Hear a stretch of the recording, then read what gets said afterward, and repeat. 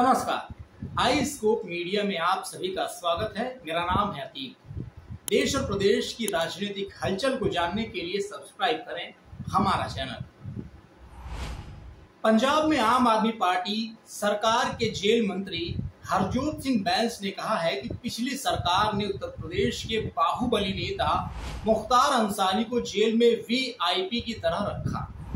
पंजाब विधानसभा में बजट सत्र के दौरान हो रही बहस में बैंस ने यह भी कहा कि जेल में मुख्तार अंसारी की पत्नी को भी रहने दिया गया। मुख्तार अंसारी को साल 2019 से एक फिरौती के मामले में पंजाब की रूपनगर जेल में रखा गया था। पिछले साल अदालत के आदेश के बाद मुख्तार अंसारी की कस्टडी उत्तर प्रदेश को दे दी गई थी। अब अंसारी यूपी की बांदा जेल में है। सुप्रीम कोर्ट ने ही अंसारी की कस्टडी उत्तर प्रदेश पुलिस को ये कहते हुए दी थी कि उन्हें बीमारी की आड़ में बेतुके ग्राउंड्स पर पंजाब की जेल में रखा गया था।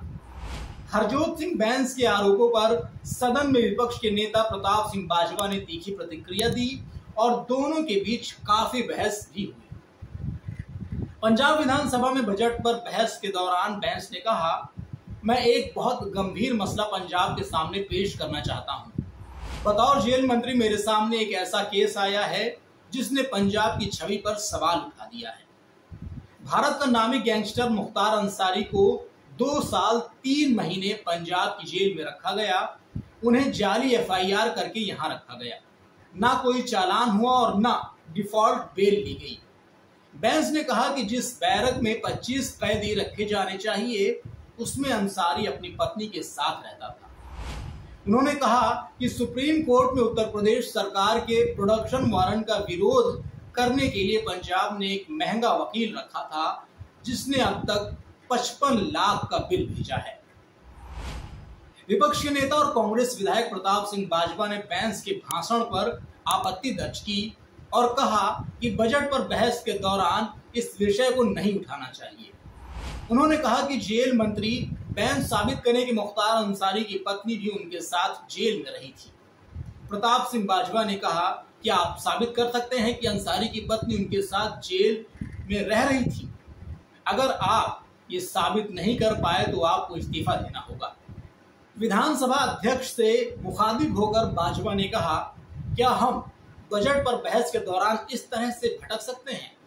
तब तो हमें भी गैंगस्टर लॉरेंस बिश्नोई पर भी चर्चा करनी चाहिए जो दिल्ली के तिहाड़ जेल में थे, जो हमें मालूम है कि किस सरकार के अंतर्गत आती है।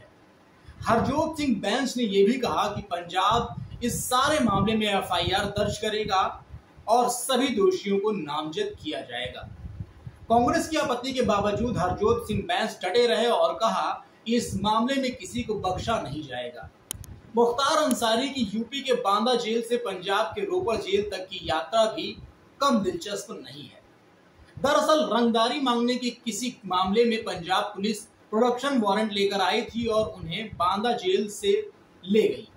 जनवरी 2019 में मोहाली के एक बड़े बिल्डर को फोन करके खुद को मुख्तार अंसारी बताते हुए 10 करोड़ रुपए मांगे गए थे। मोहाली में इसी संदर्भ में एफआईआर दर्ज हुई और 24 जनवरी 2019 को पंजाब पुलिस ने मुख्तार अंसारी को यूपी से ले जाकर मोहाली कोर्ट में पेश किया था। अदालत ने उन्हें 14 दिन की न्यायिक हिरासत में रोपड़ जेल भेज दिया गया। उसके बाद ये हिरासत लगातार बढ़ती गई। साल 1996 में बहुजन समाज पार्टी के टिकट पर जीतकर पहली बार विधानसभा पहुंचने वाले मुख्तार ने 2002, 2007, 2012 और फिर 2017 में भी मऊ से जीत हासिल की। इनमें से आखिरी 3 चुनाव उन्होंने देश की अलग अलग जेल में बंद रहते हुए लड़े। गाजीपुर के प्रथम राजनीतिक परिवार के तौर पर पहचाना जाने वाले अंसारी परिवार की इस जिले में बड़ी धाक है।